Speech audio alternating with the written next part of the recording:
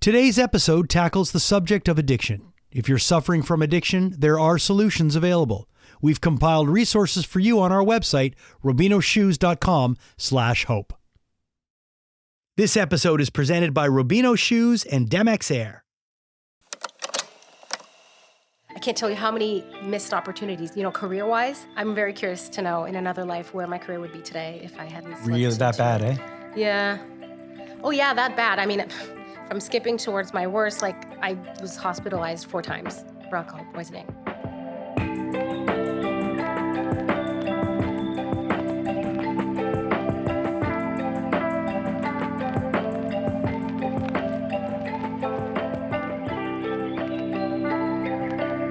Hey everybody, welcome back to another episode of Grain of Hope. My name is Jason Rockman and I am joined with my friend Angelo Rubino.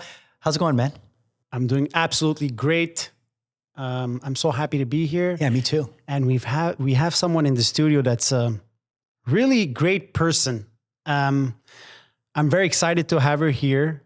And I mean, she's already she really loves Italians because she's married to one. So this is the only reason why I wanted her here. No, for real, we're so glad to be joined by Eva Avila. Winner of Canadian Idol in 2006. You're a touring member of Brit Floyd. You're also going to be appearing in a film soon. So you've been very, very busy, but you've also got a story about recovery because, like us, you're someone who's been in recovery for a while. I sure have. Yes, thank you for having me. It's really, really an honor. Do you want to toast? Yeah. Let's do it. What a great time to introduce mocktail. Obviously, no alcohol. So flipping excited to taste this. So you're having Mox 3, Eva? Campari can. Oh, perfect. Campari con italiano. Exactly. Salute, cent'anni. Salute. Grazie. Thank you So that's much. why I didn't know if I had to speak Italian, French, Spanish, Italian. Eva's from Gatineau.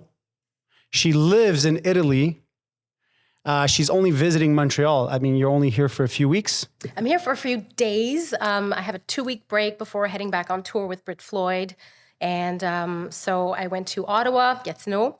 Then I had to come to Montreal because I miss the city very much. I love it with all my heart. Tons of close friends here. So every time I come to the country, I need to visit Montreal.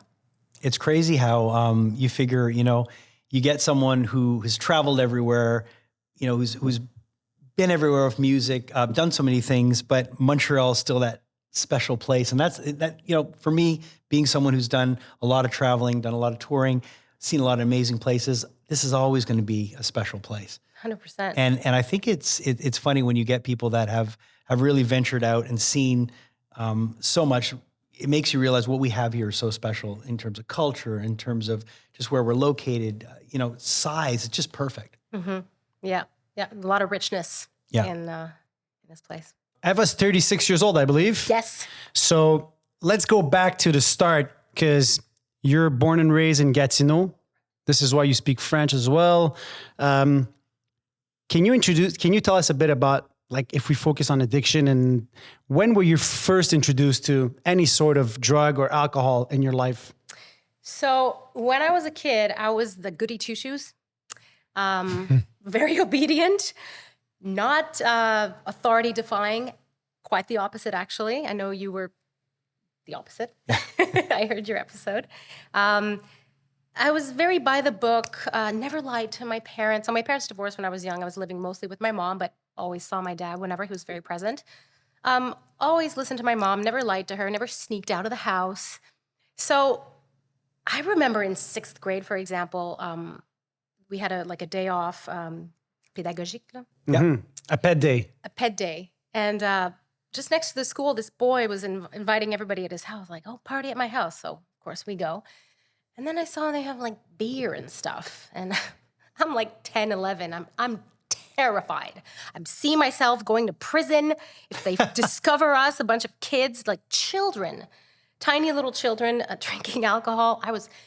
And the feeling, wet palms, heart racing, anxiety. I had that feeling. My body was chemically reacting to the danger that is alcohol because it was close to me. Right. So most of my friends were just, relax. I left. I said, I'm too scared. Bye. I'm leaving. So that's my first, exposition to alcohol. Then fast forward a little bit later in high school, for example, all my friends are experimenting with everything pretty much. I'm still scared. I still won't touch it. And then this huge buildup, like most of my friends were like, okay, well, at the graduation, you're going to have a drink, right? You're going to party, like, because that's what you do. Right. And I said, okay. So at my after grad was when I had my first, ma première brosse, first whatever party session. I think I had like 3 Smirnoff Ice, the citrus one. Yeah. And I smirked. I smoked my first joint of pot. So all that together, I was 17. And I had fun. I was like, whoa, this is weird. I felt, a little bit, that kind of loss of control. I liked it, but it stopped there. Right. The next day I was feeling tired, whatever, and never did it. Didn't do it after until much later. So that's your question. So those were my first experiences with drugs and alcohol. Because at 19, you were part of something huge that was Canadian Idol. At the time, it was like the biggest thing. Yeah. And then you became a national and international celebrity. At that time or point in time, what was your experience with alcohol? Were you faced with like a lot of people, especially in that industry, drinking, drugging, or whatever? Well, at that time, see, that's so I've been singing since I was 3. So when you look at something like Canadian Idol, which is a TV reality, most people will view it as what they call an overnight sensation, Right.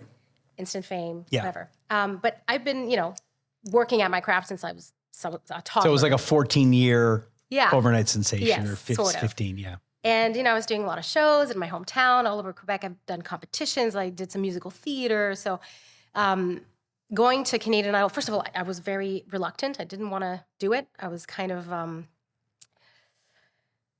didn't feel it was my path. I kind of wanted to do it the traditional way. Yeah. I'm going to go to school. I'm going to study like pop music or musical theater because I love to act as well. So, but I went just like with that. My parents kind of convinced me. Especially my dad. He was like, you have nothing to lose. You'll make some connections. It will be a great experience. You never know. So I kind of went with a attitude, Right. Let's see what happens. So at that time, I was in CEGEP in Arts et Lettres, Cinema. Probably attended 1 out of 7 classes, as in nothing, and never finished it. And I was working at the post office in my hometown. So I had like a part-time job, part-time school. And then I auditioned. And my relationship with alcohol at the time was like any other 18, 19-year-old kid. I was going out once in a while. And of course, when you go out, you want to get a buzz on. And So you'd say it was really normal. It was a normal relationship. if I compare to most people around me, my age, yeah. So 17 to when you got into Canadian Idol and once you started competing, it wasn't like for some people, the minute they discovered it, that was it. It was off to the races. For you, it still became a very social, like, once in a while. Yeah, I would say it was very gradual. Right. Of course, I do, because of the way that I'm programmed or my personality, whatnot, I remember the first few moments of that, that euphoric high that buzz. you feel like you could do anything. You get energized and you get, I remember those the first few times, but not to the point of the next morning going like, oh, I need to get that again. Right. I need that again, like ASAP. Wasn't like that. I was able to, oh, this is fun. This is like a weekend once in a while. Let's have fun. Sure. Throw our hair down. But you have a life. You have work. I have my music. I was still living at my mom's. So yes, it was very, very gradual in my case until the very peak of my addiction when it just went. So or should I say like this? Do you remember the point where it started to, was it did it become a coping mechanism? Like you needed to do it to cope? That's what I was, yeah. Yes, 100%. So, coming off of something like Canadian Idol, obviously the high was. That must have been tremendous. And, you're a musician, you know what it's like to have that buzz when you're on stage, to feel the adoration, and the ego is just, it takes the whole space, right? Yeah. Your ego just loves what's happening. Sure. People know you. Basically, it was a dream come true for me. Right. It was, I got a record deal. I went on tour. Because you didn't want to do it, but then you end up winning it. Yeah. Right. Yeah. So it's not like you participated, you freaking won. Cause I remember we're about the same age. I remember you winning. You were on Tout le monde en parle. You were absolutely everywhere, right? So that must have been really hard to like come off that like pink cloud. Yeah. And we, as you guys know, there's also pink cloud in recovery, right? Right. Yeah. Yeah, it was quite difficult because I guess for many, many years following that, I kept wanting to chase that high again. Yeah. Even to this day, I'm not sure, I can't put my finger on exactly the value that I was trying to fulfill. Is it acceptance, belonging, Sure. love, Yep. Recognition. recognition? Right. So yeah, that buzz of feeling like I'm on top of the world and my career is taking off and I'm, the phone can't stop ringing. And of course, at 19 years old, my bank account was like high.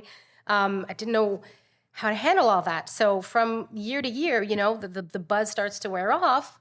I knew that at the moment, I'm not going to be the Canadian it girl for much longer, because then there's other people that come around and you're not the sensation anymore. So I was trying to prepare myself for that, but it was so sneaky and so gradual and so insidious, just like addiction is, that I didn't feel the moment where I was like, oh, okay, now I should probably develop some like healthy coping mechanisms to deal with this downfall that I'm experiencing, because I wasn't aware of it. Yeah. So at the beginning, it was like at the beginning of my 20s, I would say, I was living in Toronto. I was going out a lot. Toronto's a very fun city.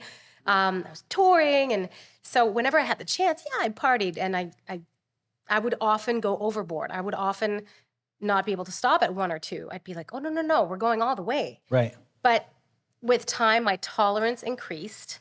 And I would say around my mid-20s, like I can actually put a timeline on my addiction. I would say it would be my entire 20s. Right. And it became, now that I'm experiencing less pleasant emotions, I know what to do now, because your brain registers that. Oh, next time I feel this isn't fun. I don't want to feel this way. Oh, but when you have a drink or 5, you're going to feel better. So it's that mechanism that just comfort. Comes on. And then towards the end of my 20s, just life, deceptions, disappointments, heartbreak, stress, just life. My first reflex was, well, alcohol it's right there. It's easy. It's an easy solution, It's easy an fix. instant. Yeah. Exactly. So yeah, very, very gradual. So when did you realize that it actually became a real problem for you?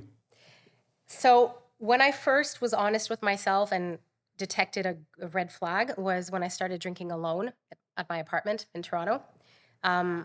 My partner at the time was a chef, so he was gone a lot. And I had such a weird schedule. Sometimes I'd be home without any gigs for weeks, and then I'd be off, busy. Then you come home, lull, busy. So that roller coaster, didn't know what to do with myself. And, alone. And it just became like a second nature. I would have little parties on my own, just drinking and. But boredom, I think, is one of the reasons why a lot of people drink. Well, They're just alone, bored. And with artists, you see it so much because, like you had mentioned, there's this high. There's this high that you're always chasing after. And forget about the drugs and the alcohol. There's just that artist high where you want that acceptance. And really it is I believe it really is the disease, the disease that just finds a way to work its way in, regardless of the drugs and the alcohol. It's part of your personality. It's part of me being I always share how I was an addict way before I ever picked up. I knew there was something that was just empty. And when you're an artist, when you're on the road and you're touring, you're surrounded by this gang, and you're always together.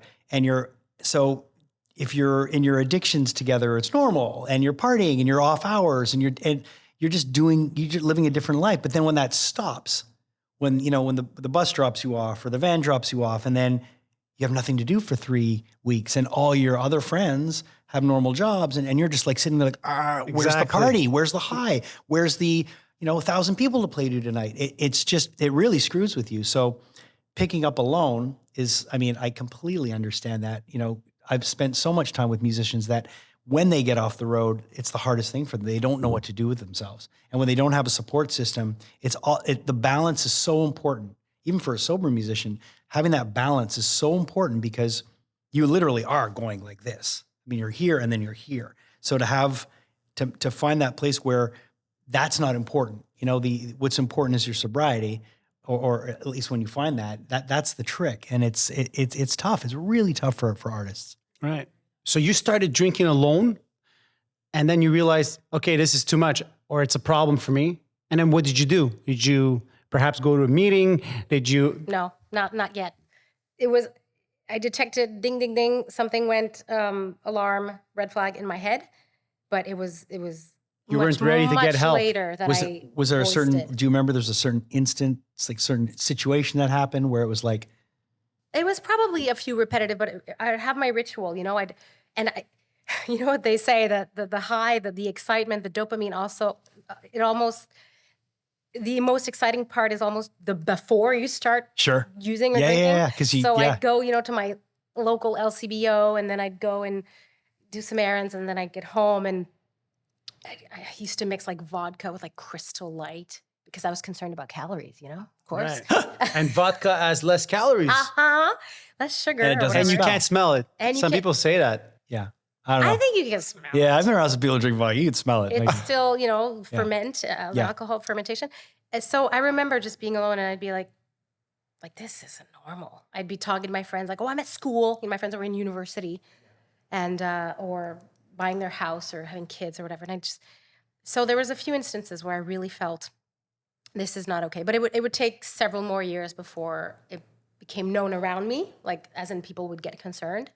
Because at one point, your addiction, like you can try to hide it as best as you can, but eventually the beast is going to grow so big that you can't hide it. Yeah, I mean, Everybody's most gonna be people like, that I've met in therapy, because alcohol, c'est très insidieux. It's very insidious. So it can take many years, but most people, they only have one meal a day. The rest of the time they're drinking. They stop taking showers. They stop taking care of themselves.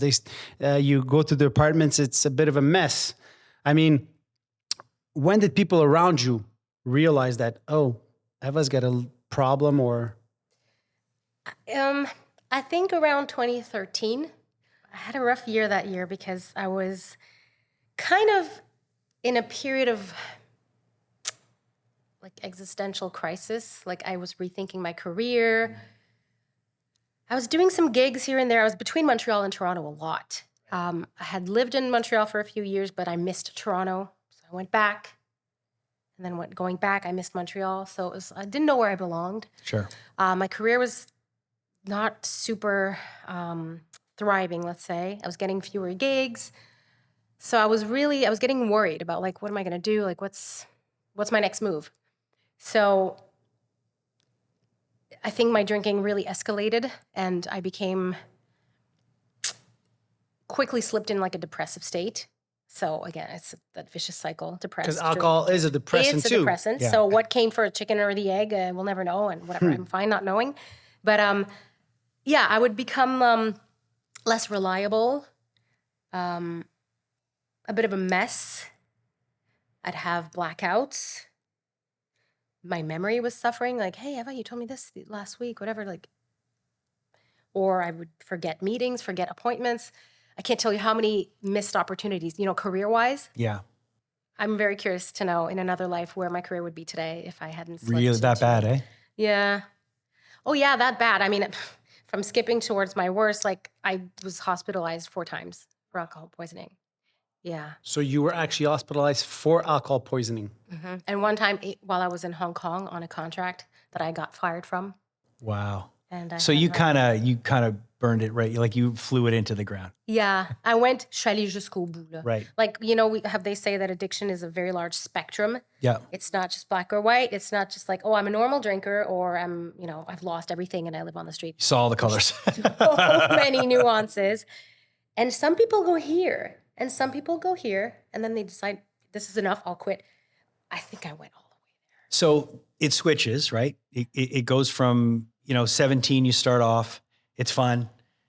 Get to Canadian Idol, still a little bit of fun. The Canadian Idol high goes, you're going. And then it starts to switch. Do you remember the bottom? Like, do you remember the last drunk? My last drink? Yeah. Yeah. Oh, for sure. My last drink was December 13th, 2017. And that was my last relapse because I had been completely abstinent in 2016. But then I think I made the mistake that I needed to make, which in retrospect is not really a mistake. I started drinking again in 2017 because I thought I'm doing so much better. I was taking antidepressants for a few years, so I felt much better. I had moved back closer to home. I had moved back to Montreal, actually, had reconnected with my friends. I had made my amends. I had gone to, many, many AA meetings. I was doing my due diligence. I felt good. So I thought, you know what, like, I got this. And the first couple of times, I picked up a glass of wine, for example, and I was like, I feel good. I'm good. I got this. I can control it. Yeah. First few times, great. I was so proud. I was like, yes, I'm healed.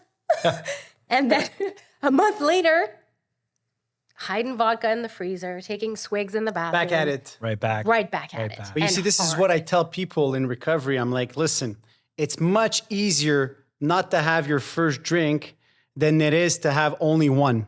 And most people are like, holy shit, wait, it's way easier not to have the first one. And you see, I'm more into drugs. Cocaine was my drug of choice. But I know that if I try to have just one drink, it might lead me to another one, which might lead me to my drug of choice. So I'd rather stay off of it. We talked about your the relapse, but the first time you found out you had a problem, what kind of help did you seek? Did you go to therapy? I did. So the moment that I said, okay, like rock bottom, hospital in Hong Kong, had to fly home to my mom's. I was literally like, I don't think it gets more rock bottom than that. Like I literally almost checked out. Right. What year was the almost- Hong Kong story? 2015. That's in 2015. Yeah. So 2013 is when I know I entered the final destructive phase of my drinking. Right. The Toilet spiral. bowl spiral, yeah. And then in 2015, I was just, and in between that, there was a lot of like, I'll stop for 2 weeks. Yeah. Okay. On I'm and cool. off. On and off. And I was able to, it was a constant battle, trying to prove to my family, my friends, my partner at the time, like I'm gonna get this. I'm gonna get through this. I'm gonna get my life back in my hands, get my crap together. But I was doing it for the other people. I was doing it because people were worried about me. I was doing it because I was worried about my reputation. I was losing gigs. I was being, I got barred from certain production companies because I wasn't reliable. So I was like, okay, this is getting serious. I should do something. But then coming back from Hong Kong in 2015 was the last straw. And I went to a lot of AA meetings. Oh, wait, sorry. I'm so sorry. In 2016, no, sorry. I'm at the right spot. Because, sorry, my life. It's a puzzle. So end of 2015, I went to a lot of AA meetings. Then after the holidays, so in 2016, I went to a group retreat called Plan de Match. The leader's called Simon Desjardins. You know him? Okay. Yes. And, okay, so you know him. Hello, Simon. And I went to, it was, I think, a 10-day thing or a 1-week thing. They strongly suggest, they don't make you, but they strongly suggest you leave your phone at So the it's a entrance. 12-step kind of program. Yeah. And Simon is in recovery and he's the sort of a leader. coach or sober coach, I think. But so you did the 12-step in like a couple of weeks. Yeah. So it wasn't just for substance abuse, that retreat. It was for pretty much anything. Like some people were grieving. Some people were trying to recover from trauma or abuse. So he was like, and he talked about his story. And I told him, I said, well, I really identify with you because my problem is, I'm an alcoholic and I was depressed for years. And When's the first time you said, I'm an alcoholic? in a meeting, 2015. It was the one in Rosemont, and it was the one at noon. It was right by my apartment at the time, so it was very convenient. And it was mostly like older men, like my like grandpas. A room That's full what of happens in grandpas. AA. There's a lot of men and a lot of older, let's call it wisdom. Yeah. Oh yeah. 100%. Everybody was so nice. And I felt so like, I remember one time I went like in my pajamas, like I just threw my winter jacket felt on comfortable. and I went, oh yes. And that's the first time. And I felt like at that point where I got up in front of everybody and I said, you know, I'm Eva and I'm an alcoholic. I'm whatever, 3 days sober, 2 weeks sober. There was no shame at that point. Yeah. I was like, It's like, yeah. So I was going to say, it's like a weight lifted. yeah, just like drop everything. Just surrender. I give up. I give up. I don't want to die. I want to live. Well, that's the key. I mean, the surrender part, because people think recovery is it's a fight. It's a daily fight. I don't agree with that. I think it's I have to daily surrender and say, please, God or whatever, like help me, guide me through the day. Like I want to stop trying to control everyone and everything around me. Sure. Because that's what I was, and I still am, fortunately. But that's the key, right? It's about surrendering, that part where you put your knees on the floor and you say, I'm done, I'm fed up. Yeah, and it's interesting you said about the fight because I think the fight, which is exhausting, and I remember on your episode you talked about Maxime Martin, who says it's like boxing. Yeah. That's when you're in active addiction. That's when the fight is. Yeah. Like how exhausting is it? And it's also exhausting, you know, trying to moderate for me, for people like us, because the mental charge, the mental bandwidth that is, it's all you can think about. Yeah. It's almost when the surrender happens is when you start to feel better. It's just like, I can't, he can, I'll let him. You know, there's that expression. And for me, it was amazing how all the other fights that I've had in sobriety had nothing to do with drugs or alcohol, because that decision was made. It was non-negotiable. I came in, that obsession was lifted from first minute I walked into a meeting. I was done. Yeah, you said you felt like home. I've never had that fight. Man, I've had fights with everything else. And being in that state when you're in that fight, it's almost like that's why the 12 steps for me will give me the tools to not have to fight anymore, to be able to surrender and then do that work. Now, there's a certain amount of things that need to be upkept to be able to not be in that fight. But yes, when you're in that fight, when you're in that constant, like, should I not? Like, right. That's so many. But your road to recovery is kind of uncommon because you've been, Jason, to a meeting and then you didn't have a drink in 30 plus years. But my other fights in sobriety were the isms. And that's what I always talk about. Like alcoholism, take the alcohol out, it's the isms. The isms are what the behaviors. Right. Just now at 52, I'm starting to understand my relationship with food a little bit better than I used to. And it's like, now I know I just can't eat those things. Or if I do, like I've got to, like I can't do that the way I just can't do that anymore. I can't do that. Like I can't get Oreos. I'm going to have the whole box. It's just, but it sounds crazy. But when you're in that mental fight, it's almost like I just can't do. And it was someone actually in recovery that taught me that. He just said, like, I just can't eat that anymore. I just can't. I can't eat it. Like I just can't. And it's okay because I feel better when I'm able to just go, oh man, I cannot fuck with that. It's just too powerful. And but I'm grateful that I never had that problem in sobriety because I was so beaten up by the time I got here. I just wanted I did whatever you guys told me to do. And I think that's when you get to that point where like, you're sitting with the old guys and you're able to say that and be comfortable enough to go over into your PJs and just be like, like, even though you might've had a relapse, that feeling when you first, that must've been just the best feeling. Yeah. Yeah. It was like slipping into comfy slippers. And I went to a lot of meetings. I also became very, very curious about sober literature. So I got a lot of books, anything that was like autobiographical about recovery, about addiction. So I read a lot of books. Couple of my favorites, if you're curious, The Unexpected Joy of Being Sober by Catherine Gray. She's a young British woman. I could relate to so much of her story. Quit Like a Woman, This Naked Mind by Annie Grace. Just like I started to binge read all the books I could find about alcohol, specifically about alcohol addiction, and I identified obviously more with stories of women. So, yeah, I just kind of, And I still, to this day, I have sometimes people who ask me, like, what do you suggest? Like, or my partner's drinking too much, what do you recommend? Like, we are so lucky, so privileged to have access to all these resources for help. There are so many programs. There are, in-person meetings, virtual meetings. There's AA. There's other recovery programs, and the community is huge, huge. Like I travel a lot, so sometimes I can't get myself to a meeting. I have this group of friends, mostly women, and we chat. Like, hey, I'm having a hard day. Can we quickly do a Zoom or a FaceTime? And because sometimes it gets lonely. You feel really, really lonely. And when you can talk to a sober sister or sober brother, they just get it. The best. It's the best. They just get it. And there's like this, when you recognize someone else is in recovery and you meet them, and the minute you have that connection, the bullshit goes away. You're able to instantly zero in and have an intimate connection with them, which is so nice. Yeah. And that's something we're It's a fortunate big for. bonding.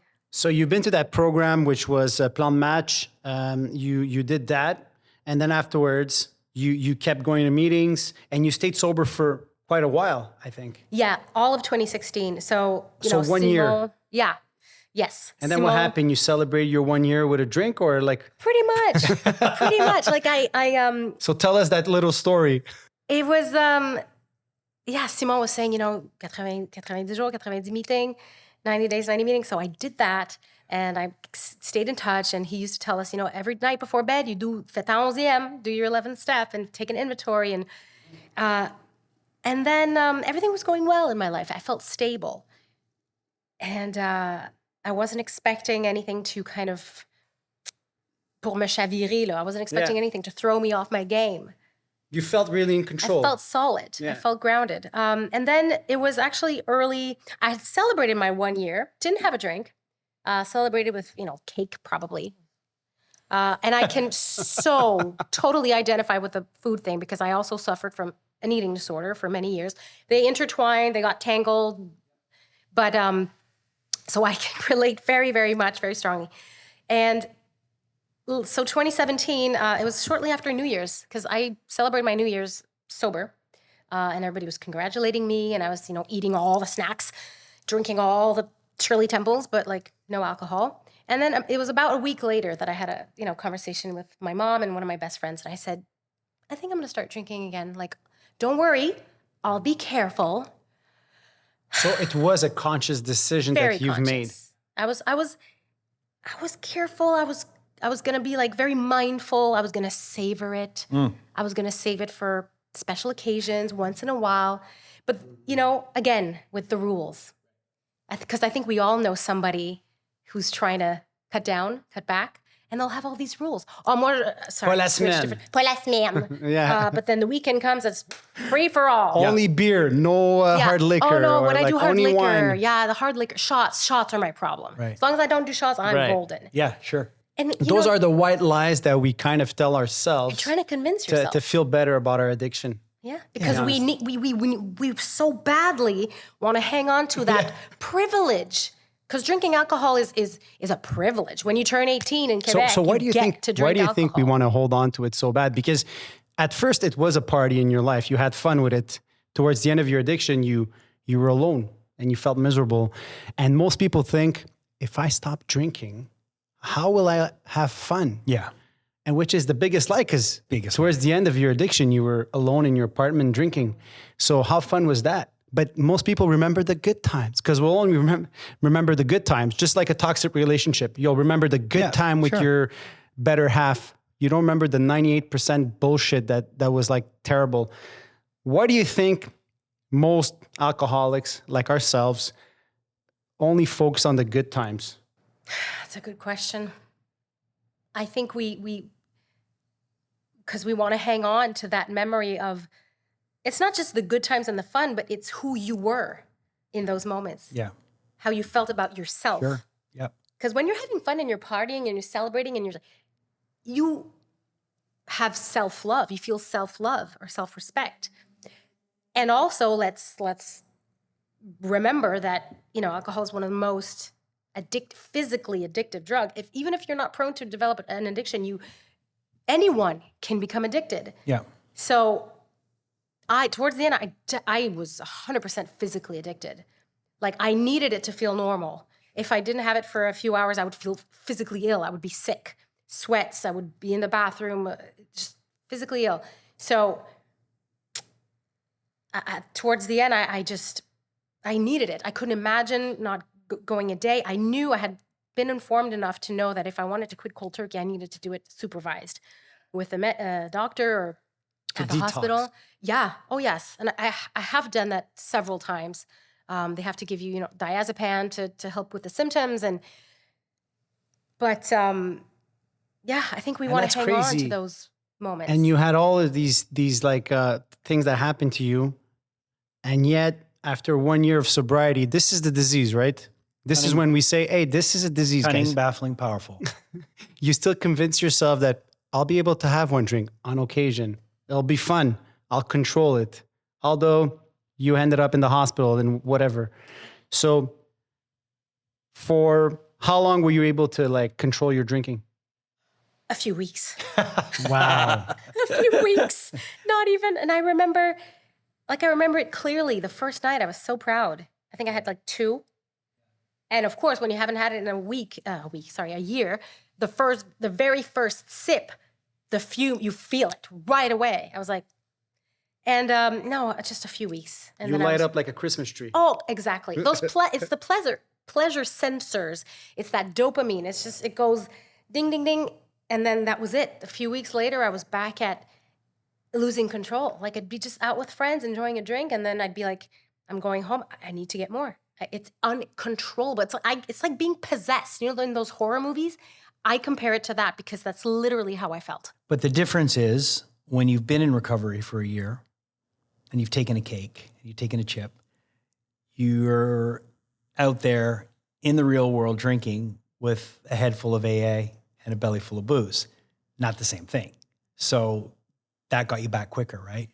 Exactly. I kind of knew it and I was able to catch myself quite quick. Right. Thank God. It still got bad. It didn't go hospital bad, thank Right. God, but it went bad. It went bad like I was, stealing my friends' booze from their cabinet and stuff like that. And I remember the last time I was just crying and I called one of my friends and I said, I really am an alcoholic. Like for real now. Now I get it. So like admitting, but maybe accepting it. Yeah. I think with every relapse, I kind of accepted it even more. And what's, Einstein said, what's the definition of insanity? Doing everything, the same thing over and over again, expecting a different result. So I was like. So the result was the same. And then your last drink was in 2017. Yeah, because for the rest of 2017, I was, back on track again. And then my last and final relapse was in November, December 2017. It lasted about a month. And it was because something happened in my life. I got into a very, very strong disagreement with somebody I used to work with. And it was very, very toxic. And it just shook a bunch of emotions in me. And my neural pathways were like, okay, what's the easiest quick fix? Come on, don't do this to yourself. You know what to do. Just go pick up that drink. So I picked up the drink and it was a month full of like, dans le tapis, là. But then. And you know that those emotions, this is why they say in the big book, the AA big book, that resentment can be a really bad emotion Number for one us. offender. Yeah.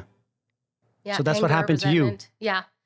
Because I was too, when you're really, really upset, your body's full of, cortisol or whatnot and negative energies. And I knew what I needed to do. I knew I needed to go to a meeting. I knew I needed to meditate. Yeah. I knew I needed to eat candy, call my friends, do something, my sponsor. I knew that. But still, the disease was just like, yeah, but that's too much work. Right. This is easier. It's too hard. Yeah, that's easy. Yeah. But it's not really easy, right? No, it's not easy. It's a lot of work, but boy, is it worth it. And the last day you've had a drink, you still remember that day? You spoke about it before. What did you do after that? Went back to a bunch of meetings. Went back to see the old dudes? Yeah, I did. I did. And then in the same place in Rosemont or what? Yes, Yeah. Wow. yes. I think it was on, the church. I forget which one. 17th Avenue, le 17e, je pense. Okay. So you go to French meetings. Yeah. That's great. And but I went to anything. I even went to a few Spanish meetings when I was just like, I just need Nice. to do a meeting every day. And then a few months later, I started touring with Brit Floyd, and I was going to be gone for most of the year. So it was. I went to a bunch of meetings until the point where I had to leave. I left for London, and I went there being like, okay, this is the start of like I'm doing this for real now. I'm going to work with new people, and You didn't want to fuck it up. Sorry, the expression. You didn't want to fuck it up. because I could have fucked it up very quickly and very, very easily. So were you able to get connect? Like, because the thing is, once you're open to the connections and you've really made the decision, which, they say sometimes, you got to try some controlled drinking, and there's different varieties of alcoholics, and you need some convincing, and there's nothing wrong with that. Because I think, if anything, you're learning as you're going, and being someone who necessarily hasn't slipped, but seen a lot of people slip. I've seen a lot of people that have really benefited from a slip. And I'm not saying you should, but there are benefits to learning. And if you are lucky enough to be able to come back, because there's always that risk. When you start touring with Brit Floyd and you're out on the road and you're doing 200 gigs a year, 150 gigs a year, whatever it is, were you able to make connections with the program in other cities? Were you able to hit meetings in other places? How did your daily maintenance? How did you handle a daily maintenance, and how were you able to schedule it in with your schedule? I didn't do any in-person meetings. Touring was so crazy, and there's always a will, right? So if I really, really, really desperately wanted to find an in-person meeting, I could have. I didn't, but I did a lot of Zoom. Okay, so you were an early adopter. Connected. You were on to Zoom before Zoom became a thing in the pandemic. I was on to Zoom back in 2015 because Nice. I was I was part of some personal development, and I had a side business, and we had meetings on Zoom, and that's the first time I ever heard of Zoom. But yeah, way before the pandemic. Right. People were like, "What is Zoom?" I'm like, I've known it for a while. Yeah, sure. Very, very convenient. And I was reading a lot of Quit Lit, a lot of literature, a lot of books. I had my Kobo, podcasts. I love Annie Grace. I love what's her name? Holly Whitaker. She wrote Quit Like a Woman. Holly something. She's amazing. So yeah, I was very connected, some way or another. Had my group chat, FaceTime, Zoom meetings, and journaling. I know I wasn't doing it every day. I'm still not doing it every day, but I still reach for that journal once in a while. Meditation. So I think that I stayed as connected as I could. But it's funny because people ask me a lot, like, oh, you're on a tour bus, everybody drinks around you, you're on the road, you're traveling, you're living this jet set lifestyle. Like, aren't the temptations, aren't the triggers all around you? Like, isn't it hard? And I tell people, like, my triggers are in here, not around me. Yeah, of course. I can be I could be at the end of the world in the middle of nowhere and find a way to get booze. Yeah. Or I could be surrounded in a bar, in a party full of people who are drunk or partying, having fun, and be solid as a rock. Yep. It's all in here. And that's the thing, like, you can, again, being someone who didn't necessarily get a chance or have to go to a rehab. I mean, I went, I showed up in a church basement and just did what they told me to do. I was lucky, but it's also because I was willing. I had the willingness. And if you don't have the willingness, you can be put in the most posh situation where you've got the best people around you, a beautiful rehab, you've got everything structured for you. The minute you want to get out of there and go back to your way of thinking, that it's got to come from here. And I also was someone who was able to work in bars, was able to be surrounded by crazy people partying, but I was rock solid because I wanted to be sober. So that, it's all fine and dandy if you're able to hit in-person meetings every day, but if you're not right in your mind and right with yourself, you don't stand a chance. 100%. Do you think it's harder for women in recovery? Because we have a lot of men that come in and want to talk about their path to recovery. A lot less women. I feel like they feel like they're probably there's more judgment towards women drinking, where men, hey, he's a party guy, it's normal. I come from an Italian family. Drinking was like extremely normal. Like, what do you mean? It's normal. I assume that you live in Italy. I assume that it's normal to have wine while you eat, whatever time. So is it weird for people around you to say, what? You look completely normal. Beautiful woman, talented. Are you really an alcoholic? Like, do you feel like people will judge you that way? I've had a lot of people give me the face of like, Yeah. what? You don't look The like people it. very close to me know, because they've seen You're right. Yeah. they've seen me at my worst. They've seen the ghost of me, the zombie of me, whatever. I have a few, guardian angels who quite literally saved my life a few times. So they didn't need me to convince them, like, oh yeah, I was that bad, because they've seen it. They've seen it. But I feel like there's a lot of stigma around addiction and mental health in general. We know that. But women, maybe because I used to party with the boys. I used to feel great about that, high ego. I used to be able to drink, whiskey with the boys and stay the latest with the boys when the other girls were like passed out or just like, oh, I'm tired. You're like I'm Marion. like, no, man, I got You're like Marion in Raiders of the Lost Ark when she's drinking. exactly. And Like she outdrinks everybody. Yeah. I could go all night, and it's so validating, for all the wrong reasons. But it's so validating to, like, you would brag about your drinking skills, right? Especially when you're young and you're trying to fit in or just be liked and be popular, and so that would fulfill that need of acceptance and belonging and validation. Did that come because I wasn't confident in my career? Maybe, probably. That's very possible.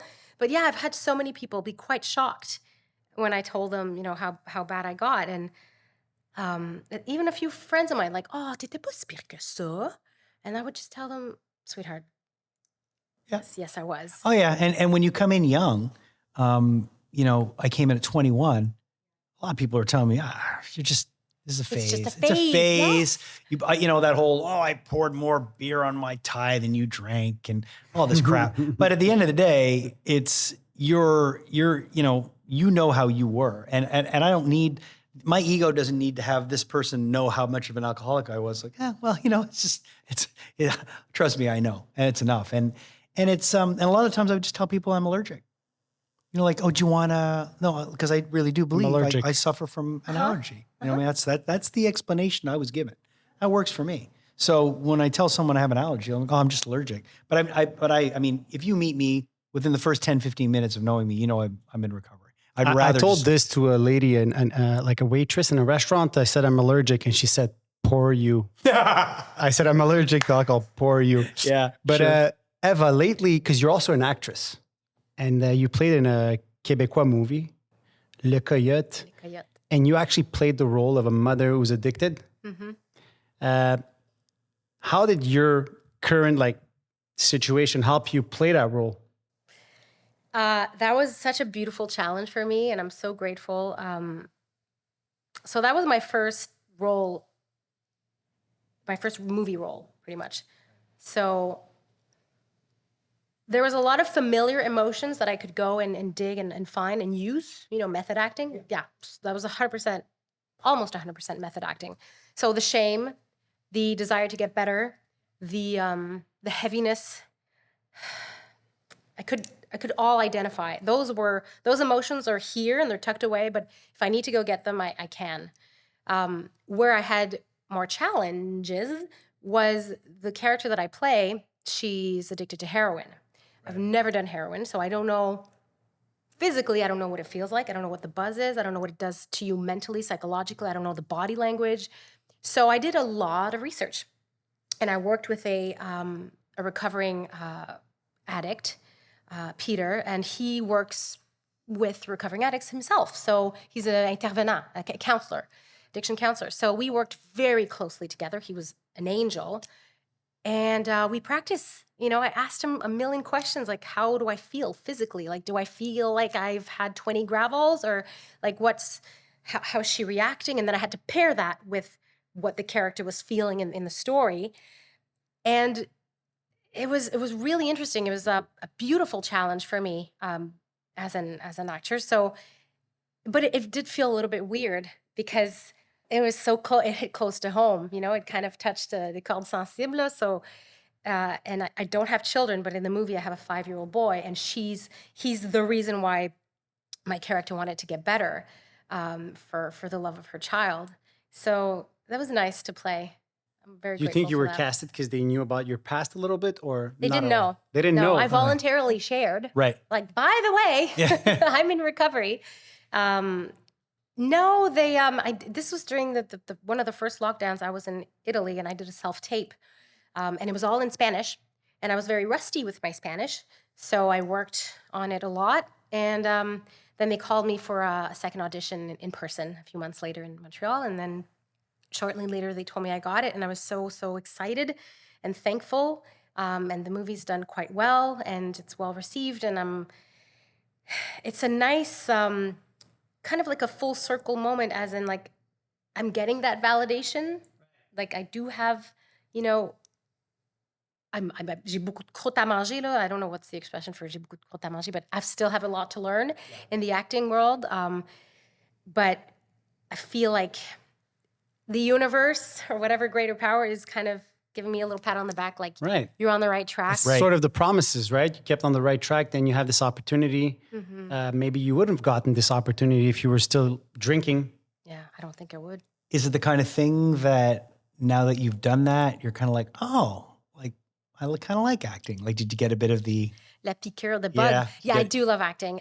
Most of what I've done so far, I started off in Toronto like over 10 years ago. I did, like, when I was young, I did a lot of musical theater, so pièces de théâtre, live theater, such. And in Toronto, I did quite a few commercials and voiceovers for cartoons. And then a lot of small parts. Like, I was in Alert last year, the Fox show that was filmed in Montreal. I was on The Bold Type, which shot at Mel's. Very small recurring roles sometimes. But I do have the bug for acting. Of course, my first love is and will always be music and singing.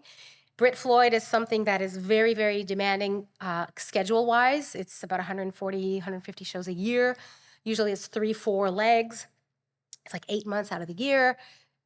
Sometimes I like to rest and just visit friends. But you work with your husband because you married. That's how we met, yeah. The guitar. Yes, he's one of the guitar players. And that's how we met. We met on tour. And ironically, funnily enough, he's Italian, but he doesn't drink just because he doesn't like it. Wow. He actually doesn't have a taste for it. He likes, like, he'll have a Bailey's once in a blue moon, or like a little bicchierino di birra, you know, like tiny little beer with his pizza or something. But he doesn't like it. He could have a Coke. He could be jonesing for a Coke or a beer. It just depends on the How day. about you bring him some mocks? I think he would love it. I love it. It's delicious. See the product placement? I love it. So It's very good. now that you've done, you know, a meaty role, which sounds to me like it was a pretty, you know, you got to sink your teeth into there. It wasn't just like a, you know, walk on, or, and people saw your performance.